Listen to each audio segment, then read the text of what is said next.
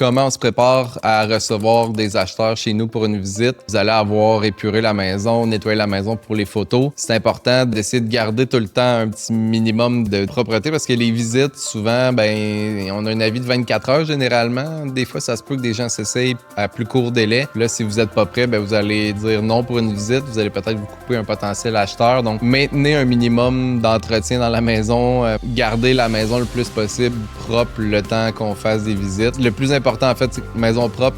S'il y a des odeurs, on essaie de garder des odeurs assez neutres, autant que la litière du chat doit être faite pour pas que ça sente, mais autant qu'on met pas non plus de Febreze partout dans la maison pour camoufler les odeurs. Si on veut, les gens s'en rendent compte, puis souvent ça sème le doute. C'est pas nécessairement agréable d'avoir une forte odeur de parfum dans le nez là, quand on visite.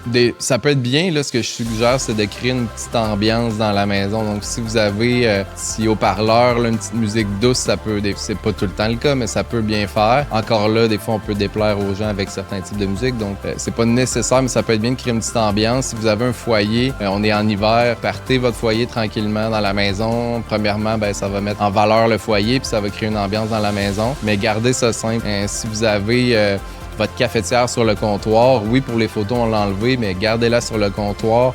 Il faut voir qu'il y a des gens qui vivent dans la propriété quand même, donc gardez ça simple, mais propre.